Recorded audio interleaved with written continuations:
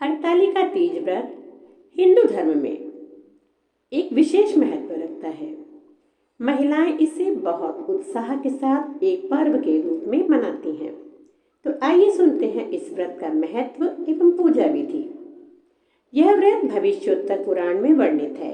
इस व्रत को स्त्रियों को भाद्रपद शुक्ल पक्ष की तृतीया को करना चाहिए।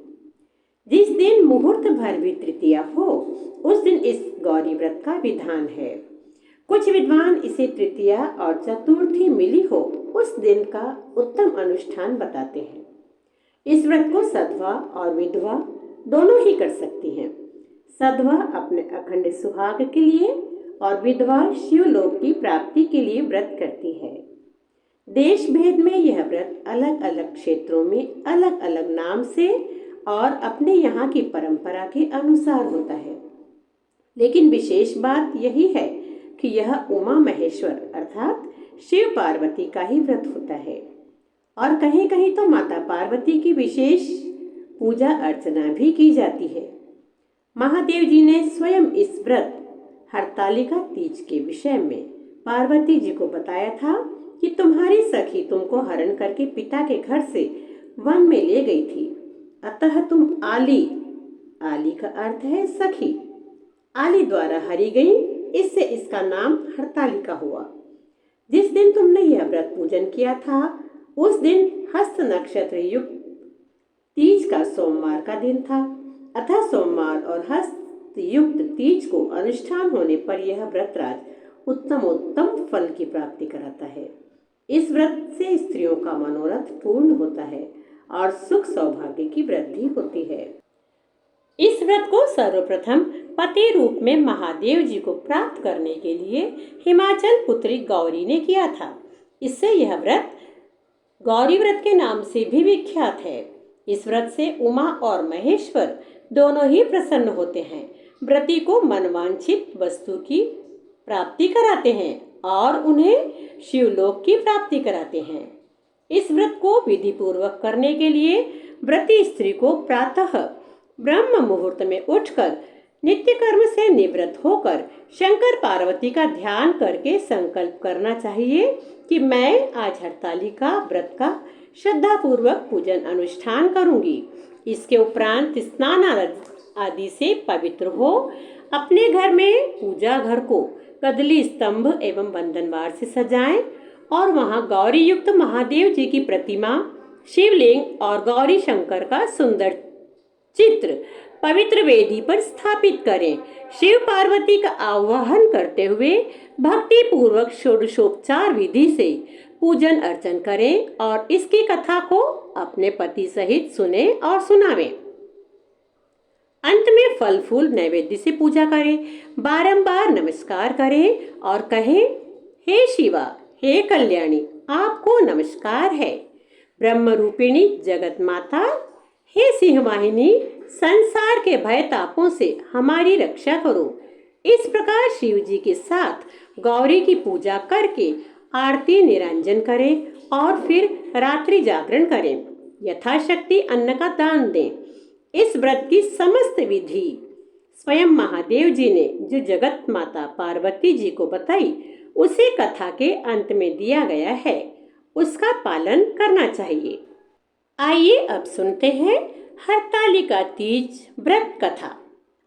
मंदार के फूलों की माला से गूंथी वेणी और दिव्य वस्त्रों से सुसज्जित मां पार्वती जी तथा जटाओं पर शोभित अर्धचंद्र कपालों की माला धारण किए दिगंबर शिव को मैं नमस्कार करती हूँ। एक समय परम पवित्र भूमि कैलाश पर्वत पर विशाल वट वृक्ष के नीचे भगवान शिव, माता पार्वती एवं सभी गणों सहित अपने बाघंबर पर विराजमान थे। बलवान वीरभद्र, भृंगी, श्रृंगी, नंदी आदि अपने अपने पहरों पर सदाशिव के दरबार की शोभा बढ़ा रहे थे। गंधर्व किन्नर ऋषिगण शिव भगवान की विविध अनुष्टुप छंदों में स्तुति गान कर विभिन्न प्रकार के वाद्यों को बजाने में संलग्न थे। उसी सुअवसर पर माता पार्वती जी ने भगवान शिव से दोनों हाथ जोड़कर प्रश्न किया कि हे महेश्वर, मेरे बड़े सौभाग्य हैं जो मैंने आप सरी की अर्धांगी पति को वरण किया। यदि आप प्रसन्न हो तो क्या मैं जान सकती हूँ कि मैंने वह कौन सा पुण्य दान किया है जिससे आप जैसे जगत के स्वामी पति रूप में मुझे प्राप्त हुए? आप अंतर्यामी हैं, यह मुझ दासी को बताने की कृपा करें। तब पार्वती जी की ऐसी प्रार्थना सुनकर शिव जी बोले, हे वरानने, उस समय तुमने एक अति उत्तम पुण्य का संग्रह किया था, जो एक अति गुप्त व्रत है, जिसे तुमसे मैं कहता हूँ। यह व्रत भाद्रपद मास के शुक्ल पक्ष की तीज का व्रत है, जो हरतालिका के नाम से प्रसिद्ध है। यह व्रत जैसे तारागणों में चंद्रमा, नवग्रहों में सूर्य, वर्णों में ब्राह्मण, नदियों में गंगा, पुराणों में महाभारत, वेदों में साम, इंद्रियों में मन, ऐसा यह व्रत श्रेष्ठ है। जो तीज हस्त नक्षत्र युक्त पड़े तो यह और भी महान पुण्यदायक होता है। ऐसा सुनकर श्री पार्वती जी ने पूछा, हे महेश्वर, मैंने कब और कैसे यह व्रत किया था? विस्तार के साथ श्रवण करने की इच्छा है। इतना सुन भगवान शंकर बोले कि हे उमा, भारतवर्ष के उत्तर में यह जो हिमालय श्रेष्ठ पर्वत है, यह नाना प्रकार की धन संपदा, खनिज, वनस्पति, औषधियों से युक्त है। यह हिम शिखरों वाली चोटियों रूपी भुजाओं से आकाश को छूता है और गंगा के कल कल शब्द से शब्दायमान रहता है। यहाँ नाना प्रकार के पशु पक्षी विरजते हैं, विचरते हैं। इसके राजा का नाम हिमाचल था। यहाँ उनके ग्रह में तुम भाग्यवती रानी मैना से पैदा हुई थी। तुमने बाल्यकाल से ही मेरी आराधना करना प्रारंभ कर दिया था। कुछ आयु बढ़ने पर तुमने हिमाचल की दुर्गम गुफाओं में जाकर मुझे पाने हेतु 12 वर्ष का तप आरंभ किया। तुमने ग्रीष्म ऋतु में बाहर चट्टानों पर आसन लगाकर तप किया, वर्षा ऋतु में बाहर पानी में तप किया, हिम ऋतु में पानी में खड़े होकर मेरे ध्यान में संलग्न रही। इस प्रकार 6 ऋतुओं में तपस्या कर ली और जब भी मेरे दर्शन ना मिले तब तुमने ऊर्ध्वमुख होकर केवल वायु सेवन की, फिर वृक्षों के सूखे पत्ते खाकर इस शरीर को क्षीण किया। तुम्हारी इतनी कठिन तपस्या करने पर भी मैं उस उपयुक्त समय की प्रतीक्षा करता रहा जब तुम्हारी तपस्या और अधिक कठोर हो और तुम्हारे पिता के हृदय में तुम्हारे विवाह का विचार उत्पन्न हो। एक दिन तुम्हारे तेजस्वी स्वरूप और तुम्हारी विवाह योग्य आयु को देखकर तुम्हारे पिता को चिंता होने लगी कि मुझे अपनी ऐसी कन्या के लिए उपयुक्त वर की खोज करनी चाहिए। उन्हीं दिनों नारद जी भ्रमण करते हुए हिमाचल क्षेत्र में आए और वहां उन्होंने तुम्हें देखा। यह जानकर कि तुम राजा हिमाचल की पुत्री हो, वे तुम्हारे पिता के घर गए। राजा ने अति हर्ष के साथ महर्षि का स्वागत पूजन किया और उन्हें योग्य आसन देकर उनसे उपस्थित होने का कारण जानने को इच्छुक हुए। नारद जी की बातें तो सदा निराली ही होती हैं। उन्होंने तुम्हारे पिता से प्रश्न किया कि आप बताएं, आपके मुखमंडल पर चिंता की रेखाएं क्यों हैं? राजा ने कहा, हे तपोधन, तुम मेरी पुत्री को देख चुके हो, मुझे उसके लिए योग्य वर की चिंता सता रही है। इस पर नारद जी ने तुरंत कहा, मैं अभी बैकुंठ से आ रहा हूँ।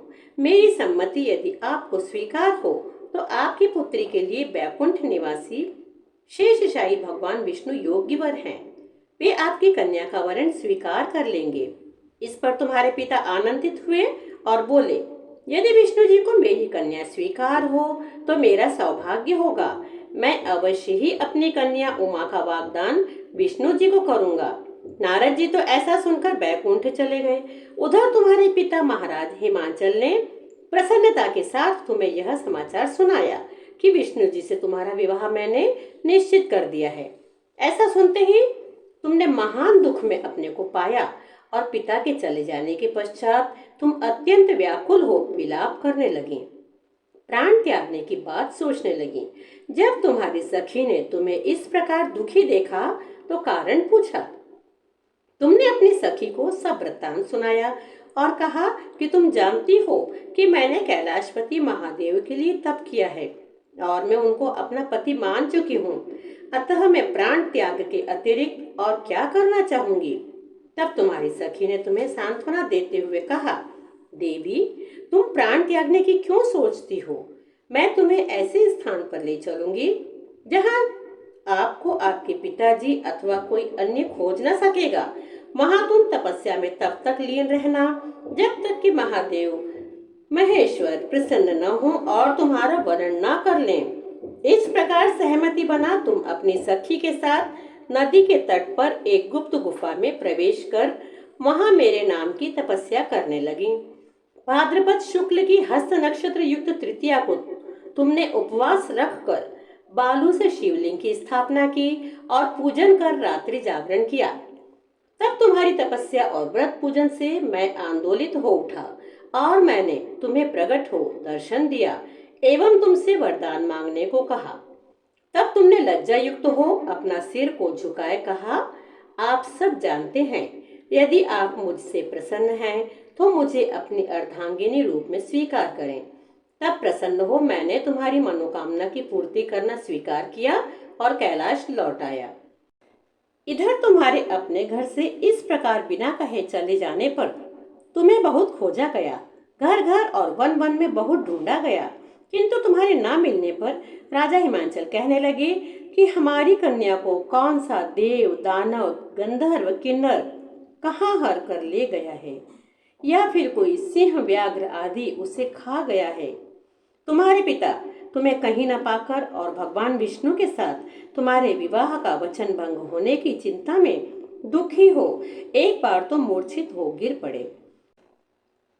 इधर तुमने अपने व्रत अनुष्ठान की पूर्ति होने पर व्रत का पारण किया, समस्त पूजन सामग्री को नदी में विसर्जित कर स्नान आदि किया। उसी समय तुम्हारे नगर निवासी मंत्रीगण पिता हिमांचल के साथ वहां आ पहुंचे तथा तुमको सखी सहित पाकर प्रसन्नता को प्राप्त हुई।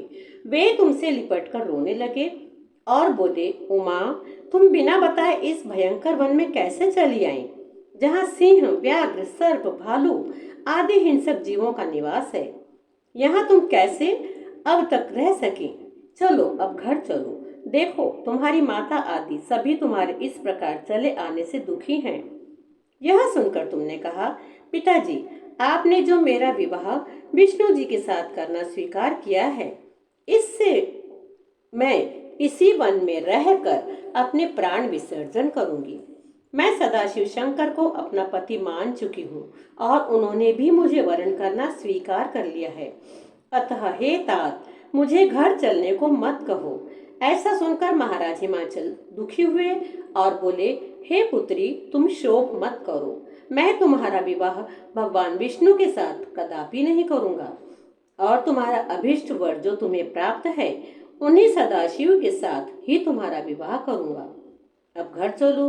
इतना सुनकर तुम खुशी खुशी अपनी सहेली के साथ नगर में गईं और अपनी माता तथा सहेलियों से मिली। सभी ओर आनंद और प्रसन्नता छा गई। एक शुभ मुहूर्त में वेद विधि के साथ तुम्हारे पिता हिमांचल और माता महारानी मैना ने हमारे साथ तुम्हारा विवाह कर दिया। हे पार्वती, उसी व्रत के प्रभाव से तुमने ऐसे सौभाग्य को प्राप्त किया है। यह व्रतराज मैंने अब तक किसी को नहीं बताया है। हे सौभाग्यशालिनी, सहेली ने जो तुम्हारा हरण कर हिमालय की गुफा में रखकर तीज के दिन जो मेरा व्रत कराया, इसी से इसका नाम हरतालिका तीज व्रत पड़ा और सब व्रतों का व्रतराज हुआ। भोलेनाथ शिव शंकर से यह प्राचीन कथा सुनकर माता पार्वती अति प्रसन्न हुई और बोली, प्रभु, आप मेरे साथ अपने मिलने की कथा सुनाकर आपने मुझे प्रसन्न किया, पर इस व्रत के करने का जो विधान है वह इससे प्राप्त होने वाला फल मुझे नहीं बताया। कृपया करके मुझे इसके करने की विधि व पृथक पृथक फल भी सुनाइए। इतना सुनकर भगवान सदाशिव ने कहा, प्रिय, मैं तुम्हें इस व्रतराज का विधान तथा फल सुनाता हूँ। यह व्रत सौभाग्यवती नारियों व सुंदर गुणवान पति चाहने वाली कन्याओं को करना चाहिए। भाद्रपद के शुक्ल पक्ष की द्वितीया की शाम को आरंभ करते हुए इस तीज के व्रत को धारण करें। इस व्रत को निराहार अर्थात बिना आहार और रहकर और निर्जला करना चाहिए। भगवान शिव पार्वती की स्वर्ण या मिट्टी की प्रतिमाओं को एक सुंदर वेदी पर स्थापना करें। केले, पुष्प आदि के खंभे स्थापित कर रेशमी वस्त्र से चंदोवा ताने। फिर स्तुति गान, वाद्य, भेरी, शंख, मृदंग, झांझ आदि से रात्रि जागरण करना चाहिए। प्रातः भगवान शिव के पूजन के बाद फल, फूल, पकवान, लड्डू, मेवा, तरह तरह के भोग की सामग्री समर्पण करें। फिर ब्राह्मण को द्रव्य, अन्न, वस्त्र, पात्र आदि का दान श्रद्धा युक्त देना चाहिए। भगवान शिव को हर वस्तु पंचाक्षरी मंत्र से नमः शिवाय कहकर अर्पण करनी चाहिए। प्रार्थना के समय अपनी इच्छा जो हो भगवान के सामने प्रेषित करके प्रणाम करें। फिर माता पार्वती जी से प्रार्थना इस प्रकार करें। जय जगमाता, जय जगमाता, मेरी भाग्य विधाता। तुम हो पार्वती शिव की प्यारी, तुम माता आनंद पुरारी, सती संतों में रेख तुम्हारी। जय हो आनंद दाता, जय जगमाता, जय जगमाता, मेरी भाग्य विधाता। इच्छित वर मैं तुमसे पाऊं, भूल चूक का दुख न उठाऊं, भाव भक्ति से तुमको पाऊं, कर दो पूर्ण बाता। जय जगमाता, जय जगमाता, मेरी भाग्य विधाता। प्रार्थना के बाद पुष्पों को दोनों हाथों में लेकर पुष्पांजलि समर्पित करें। फिर चतुर्थी को शिवलिंग, नदी या तालाब में विसर्जन करें। फिर 3 ब्राह्मणों को भोजन करा के दक्षिणा देवें। इस प्रकार यह व्रत पूर्ण करने से नारी सौभाग्यवती होती है तथा धन व पुत्र पौत्रों से सुखी होकर जीवन व्यतीत करती है। कन्याओं को व्रत करने से कुलीन, विद्वान, धनवान वर प्राप्त होने का सौभाग्य मिलता है। हे देवी, जो सौभाग्यवती नारी इस व्रत को नहीं धारण करती वह बार बार वैधव्य व पुत्र शोक को प्राप्त होती है। जो नारी तृतीया के दिन व्रत रखकर चोरी से अन्न खाती है वह शूकरी का जन्म पाती है।